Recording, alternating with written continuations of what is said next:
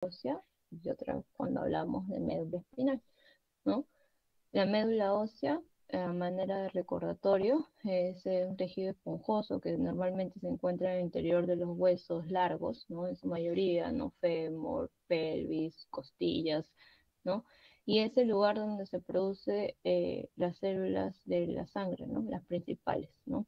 ¿Por qué? Porque aquí es donde se albergan las células madre, ¿no? Que a través del proceso de hematopoiesis nos van a dar estas células sanguíneas que son los glóbulos blancos, los glóbulos rojos y las plaquetas, que creo que todos a estas alturas ya sabemos para qué sirve cada uno, ¿no? Mientras que la médula espinal, básicamente estamos hablando ya de tejido neuronal, axones, entonces es muy diferente cuando hablamos de médula ósea y eso es importante para hablar del tema de leucemias, porque cuando hablamos de leucemias es aquí en la médula ósea donde suceden las alteraciones que puedan presentarse. Entonces, sabiendo esto, ¿qué es una leucemia, no? Normalmente decimos que es una enfermedad sistémica que va a estar caracterizada por la proliferación no controlada de células precursoras linfoides llamadas blastos. Y estas, como mencioné, se originan en lo que es la médula ósea y puede infiltrar diversos órganos, dando como resultado una disminución en una o incluso varias líneas celulares hematológicas, ¿no? Puede ser una baja de plaquetas, una baja de glóbulos blancos, una baja de glóbulos rojos, los tres, dos, uno, es indistinto, se presenta en diversos escenarios, ¿no? Ahora, una célula normal, generalmente hay un equilibrio de todas estas células sanguíneas, pero en una leucemia ya se ve un aumento de estos blastos bajo el microscopio, ¿no? ¿A dónde pueden migrar estas células tumorales? Principalmente pueden ir a las gónadas, al riñón, al sistema nervioso central, al vaso o incluso al hígado. En cuanto a la epidemiología, de hecho, no he encontrado un valor que me hable de leucemias en general, sino lo que mencionan es la más común, que es la leucemia linfoblástica aguda, ¿no? Que esta se le dice que tiene una distribución bimodal, ¿no? ¿Por qué bimodal? Porque se suele presentar en el 60% de los casos en pacientes menores de 20 años y el segundo pico donde suelen aparecer estos casos es a partir de los 45 años de edad, ¿no? Claro que en menor incidencia, ¿no? Un 20% de los casos. Ahora, esta leucemia linfoblástica aguda, de hecho, también es importante porque representa de todas el 75 al 80% de la población pediátrica, ¿no? Con un pico de incidencia que va desde entre los 2 a los 5 años, mientras que en la edad adulta solo se observan en un 20% de los casos, ¿no? Aquí también encontré unas tablas, de hecho los registros que vota para Perú están desde el 2010 al 2012, en que nos dicen que la leucemia linfática aguda representa el 40% de todas las neoplasias de los niños en Perú. Para el año 2018 se volvieron a diagnosticar casi 552 casos de esa enfermedad y el INE, de hecho, nos dice que la mayoría de estos pacientes de alto riesgo van a representar casi el 60% de todos los casos. O sea, es una enfermedad que sí hay que eh, observarla y que llega frecuentemente al servicio de radioterapia. En cuanto a la clasificación, tenemos, va a ser según la célula que se ve afectada, el tipo de la célula, ¿no? Puede ser de tipo linfoide, que va a afectar a lo que son los linfocitos, ¿no? En este tipo de enfermedad se encuentran las que son agudas o las que son crónicas.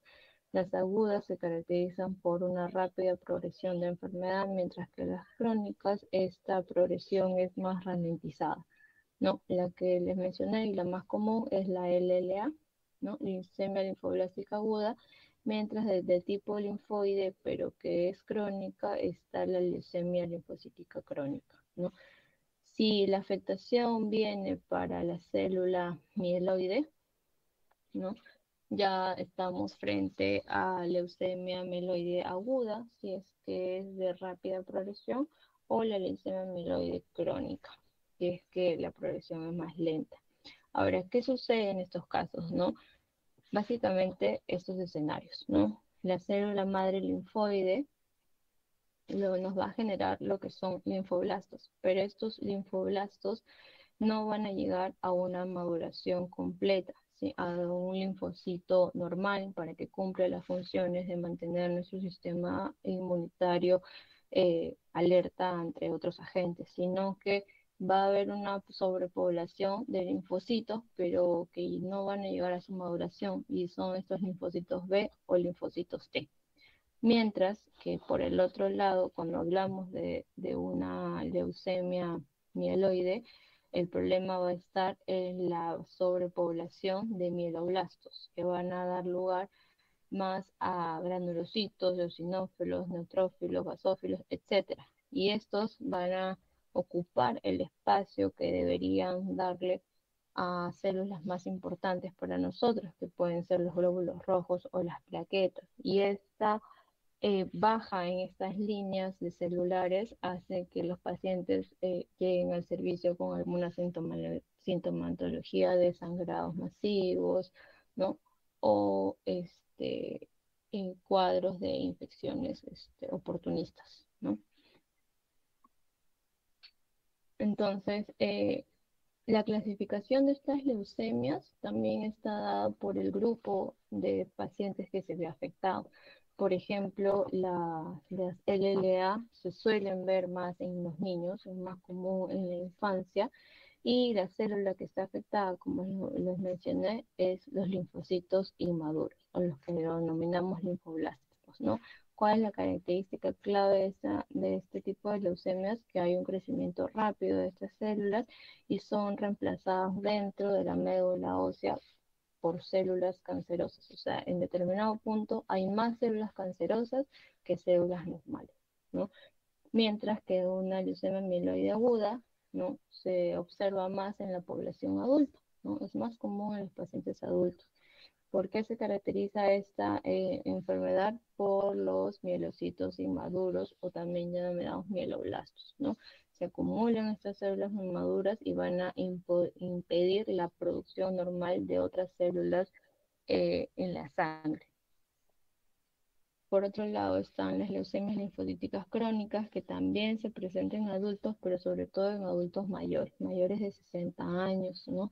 Mayor, en este tipo de leucemia se caracteriza por también la presencia de linfocitos que, si bien es cierto, están maduros, pero no están óptimos, sino que presentan mm, algunas características que los hacen ver defectuosos, y esto hace que no puedan cumplir las funciones normales, ¿no? Ahora, este tipo de leucemias pueden no requerir tratamiento inmediato, ¿no? Como ya son pacientes adultos mayores por encima de los 60 años, ¿no? El estatus personas no es muy bueno en la mayoría. Entonces los médicos optan por observar y esperar cómo se va desarrollando la enfermedad, ya que probablemente no toleren los esquemas de quimioterapia. También está la leucemia mieloide crónica, que también se presenta en adultos, ¿no? También se caracteriza por células mieloides que van a estar maduras pero defectuosas. ¿Y cómo es que lo identifican? Cuando esta está asociada al cromosoma Filadelfia, que se le llama, que responde, si bien es cierto, a las terapias dirigidas, pero es un tipo de translocación específica para este tipo de leucemia. Ahora, ¿cuáles son los principales síntomas de los pacientes de algún tipo de leucemia?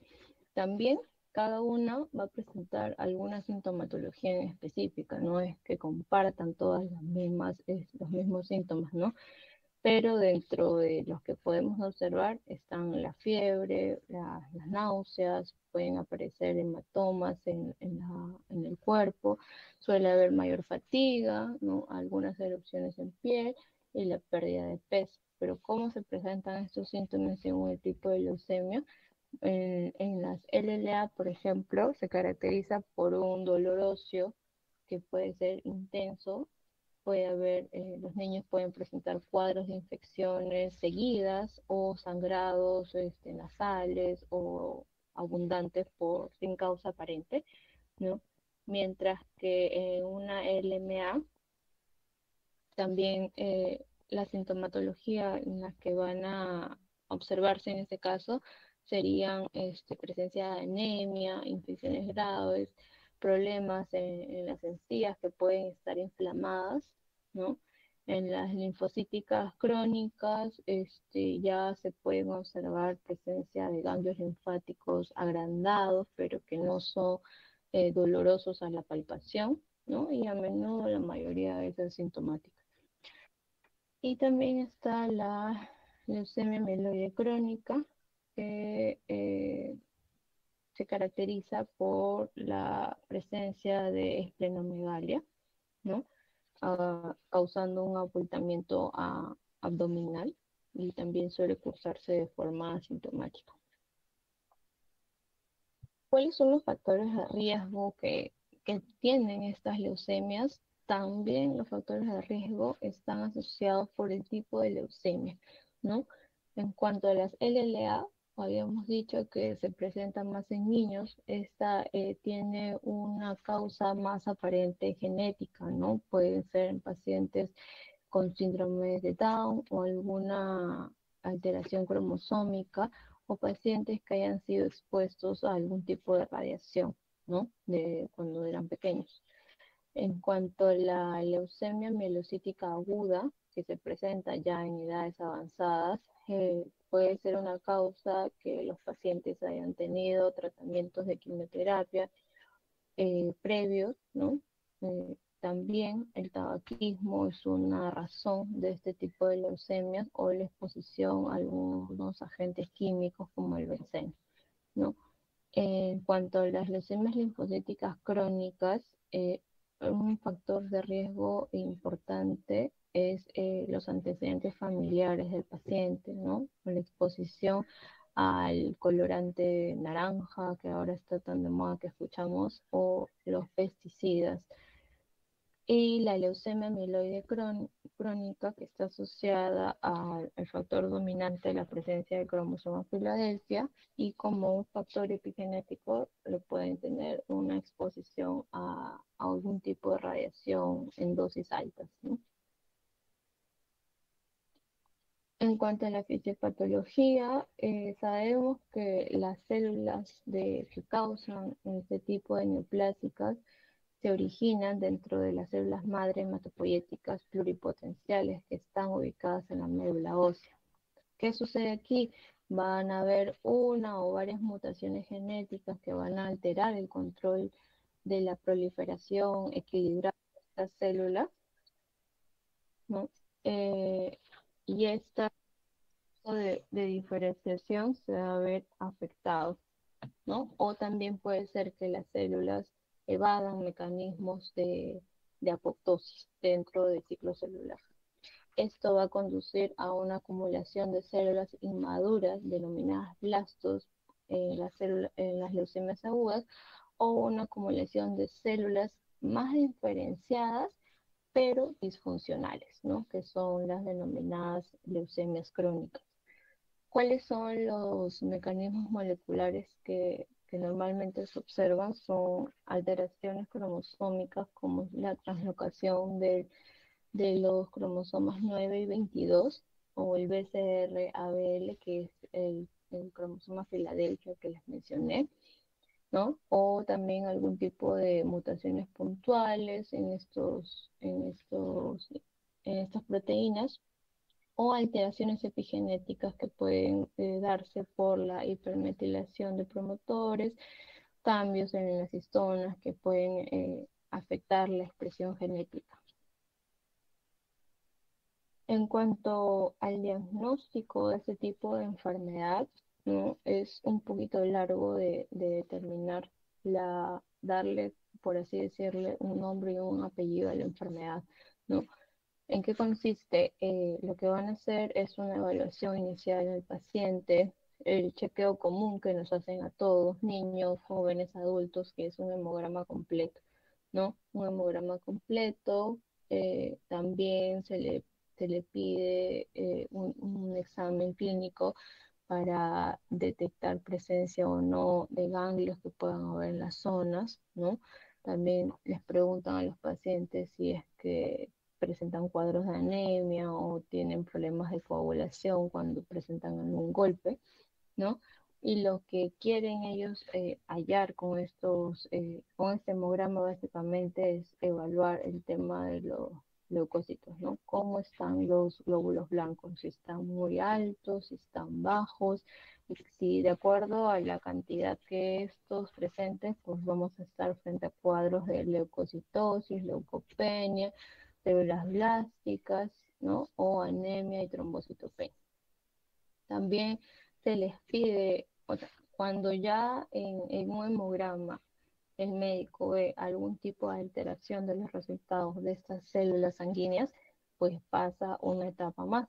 Ya le estaría pidiendo una muestra, de una biopsia o un aspirado de médula ósea, que de hecho es el gol estándar para la confirmación de algún tipo de leucemia, ¿no?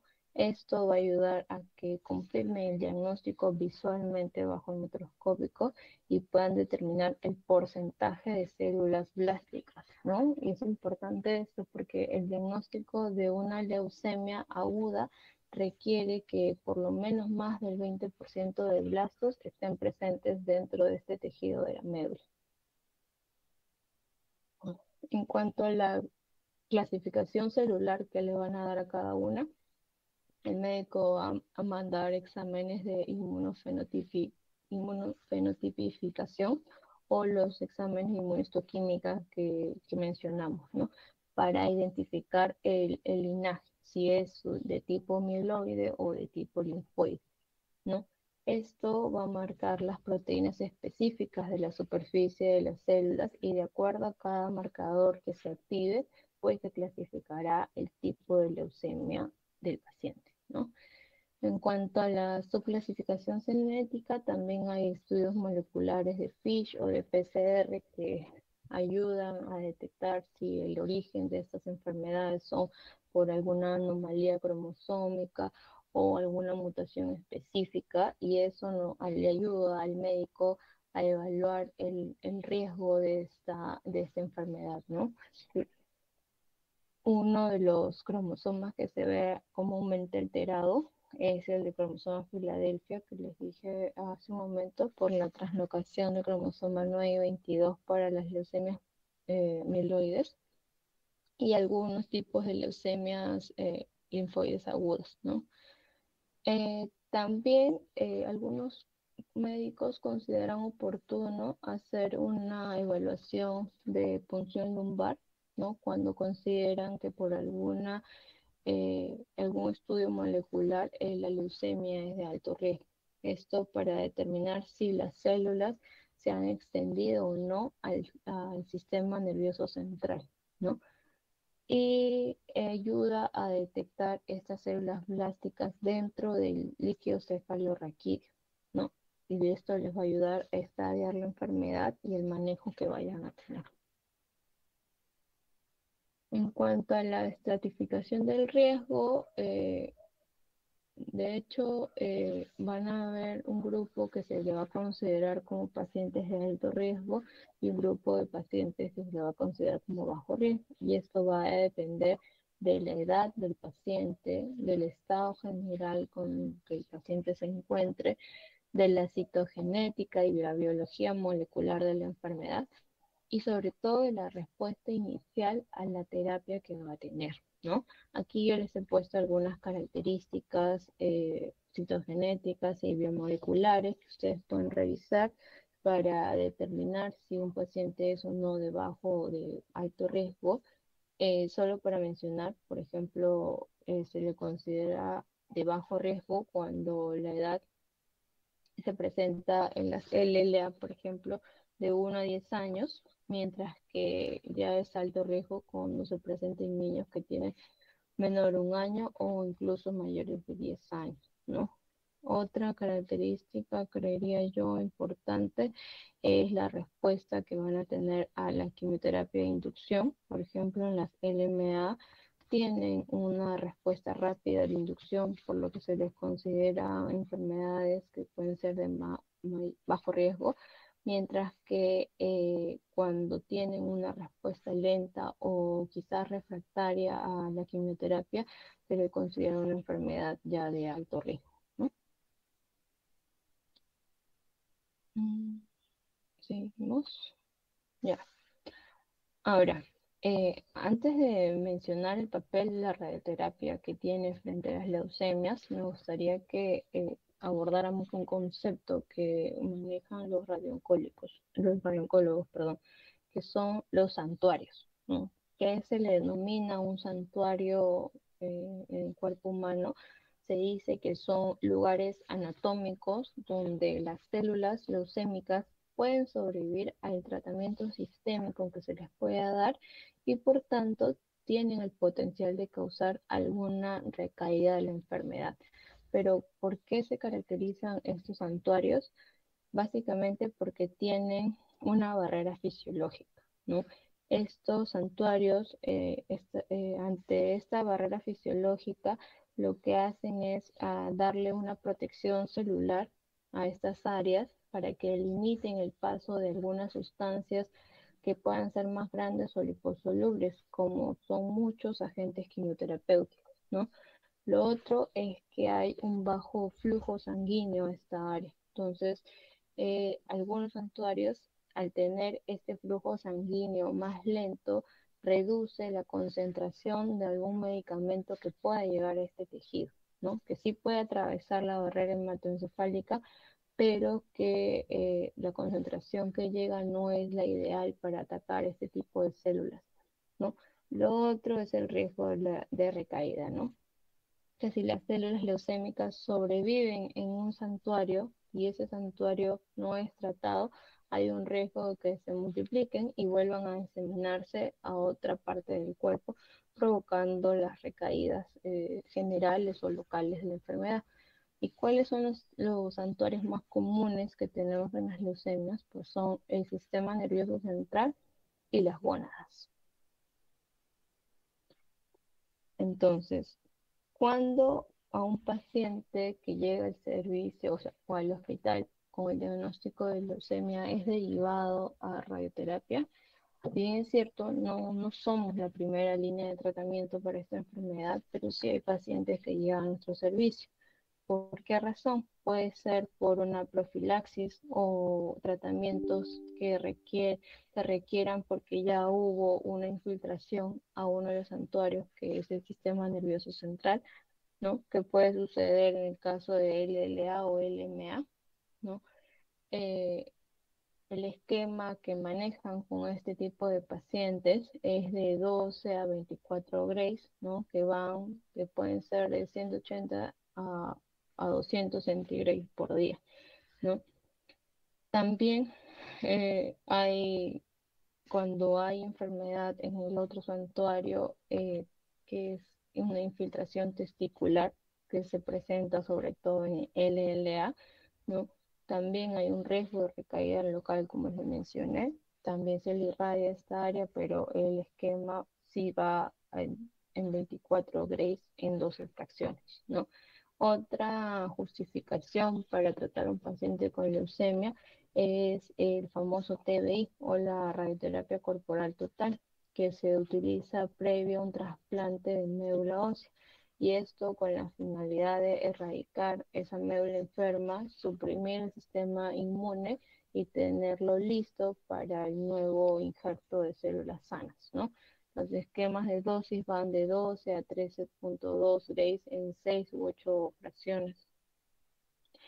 También hay indicación de radioterapia cuando hablamos de LLA de tipo T con masas mediastínicas grandes, pero cuando estos pacientes llegan por alguna compresión de la vía aérea o grandes vasos, a lo que famoso, seguro han escuchado en simulación que llegan los famosos pacientes SOPS, ¿no? Síndrome obstructivo de vena cava superior, ¿no? Esos pacientes son masas grandes que quieren tratar porque están bloqueando la vía aérea o hay un riesgo de ese bloqueo.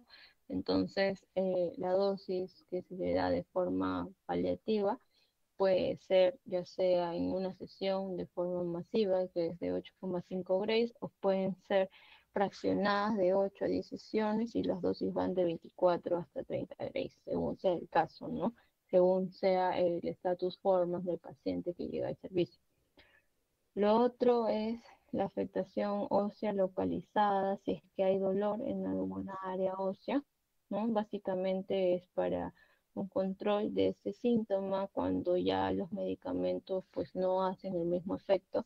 Está también la opción de irradiar el área para manejo de dolor y la dosis va de 8 a 20 grays según sea el área a paliar, ¿no?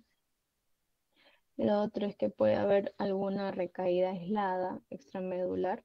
Eh, Se justifica la radioterapia como un control local para permitir el rescate sistémico, ¿no? Estas dosis pueden variar de entre 24 a 36 grays según sea el área que se va a rescatar.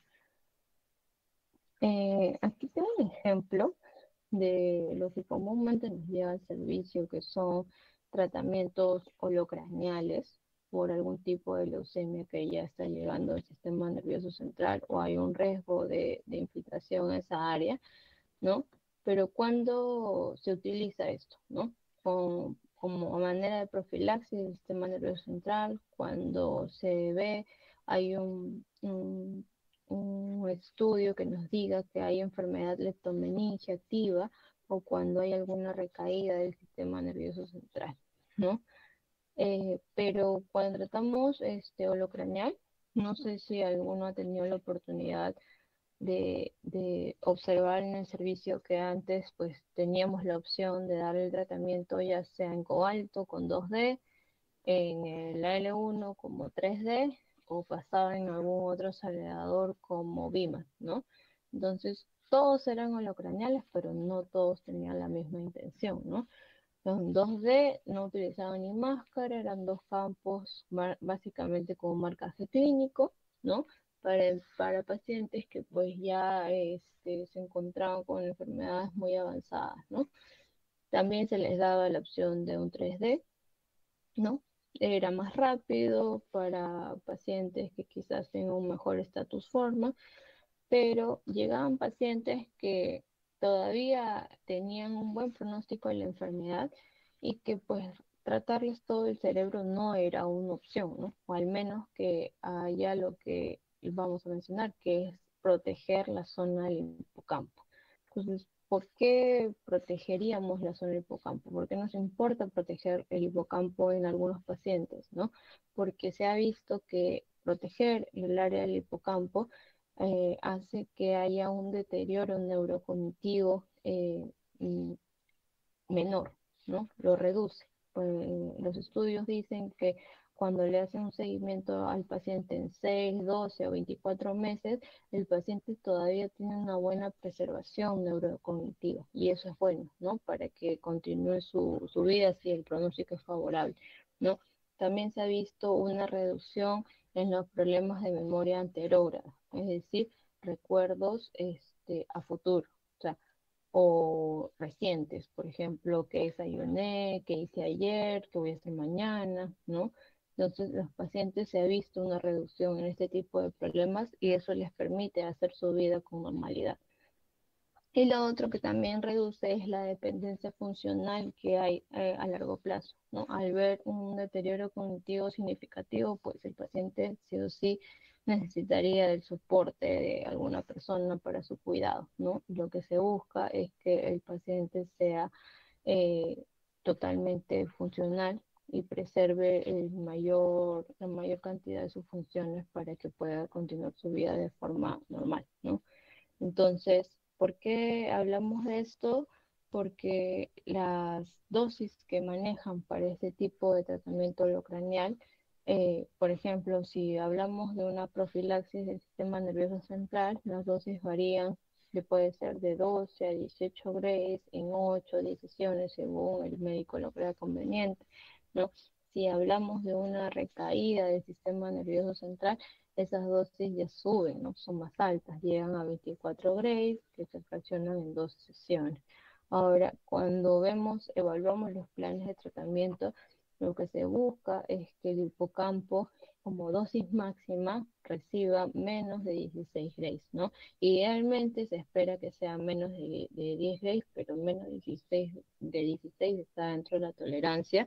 Y lo que sí se busca es que el 100% del volumen total de su hipocampo sea menor a los 9 grays, ¿no?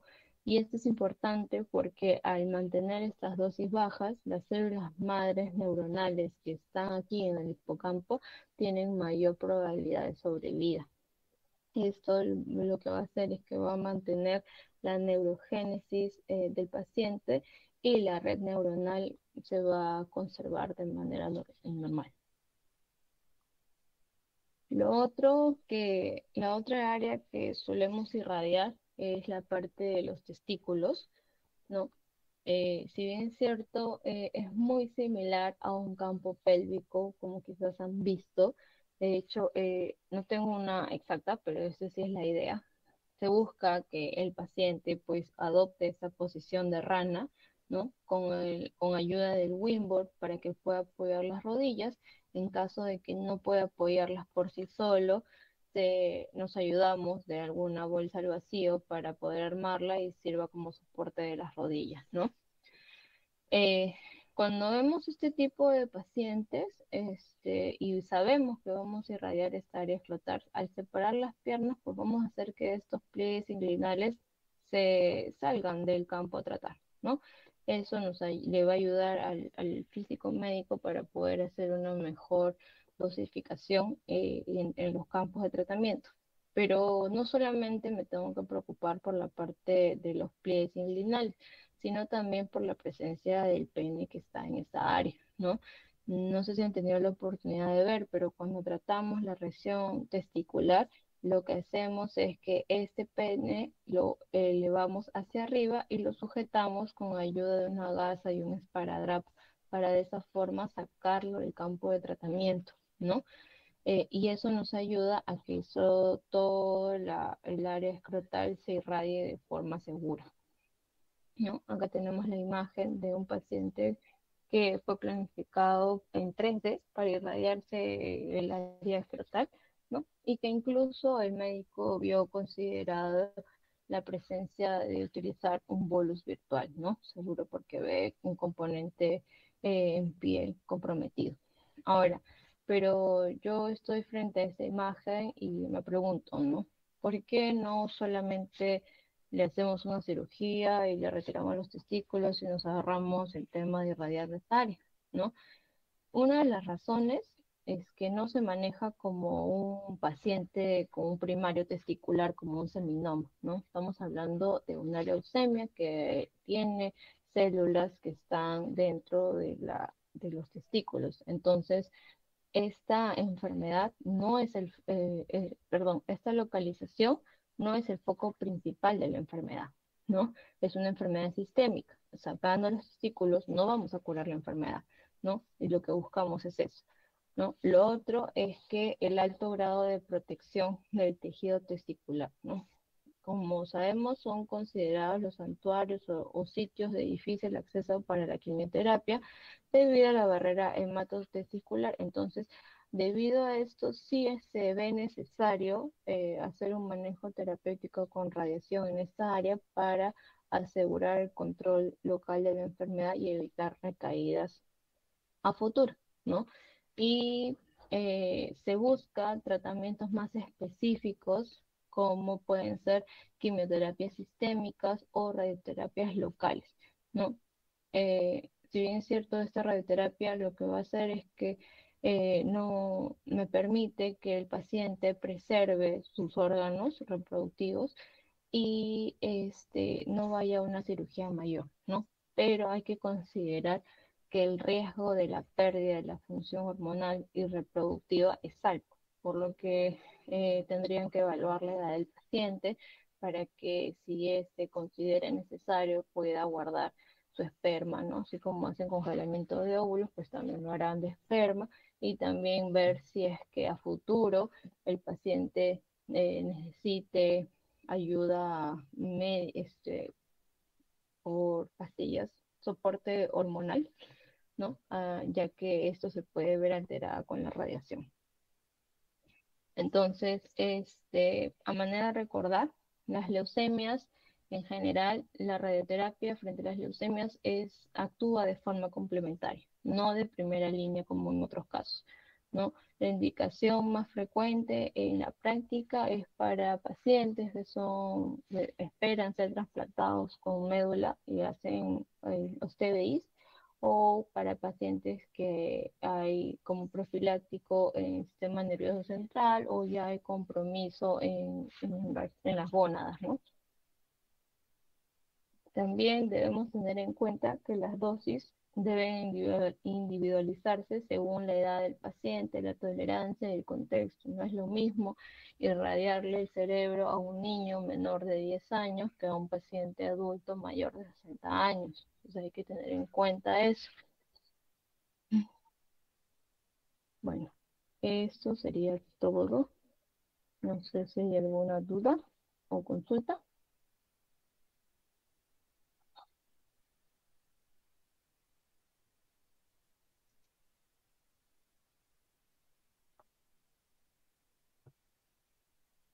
¿Todo en orden? Sí, profesor, todo en orden. Listo, chicos. Entonces, yo le voy a estar pasando a la licenciada Belina las diapositivas de estas dos clases para que ustedes las puedan repasar. Y eso sería todo de mi parte. Que tengan buena noche. Hasta luego. Muchas gracias, profesor. Muchas gracias, licenciada. Gracias, profesor. Muchas gracias, licenciada. Hasta luego. Gracias, profesora.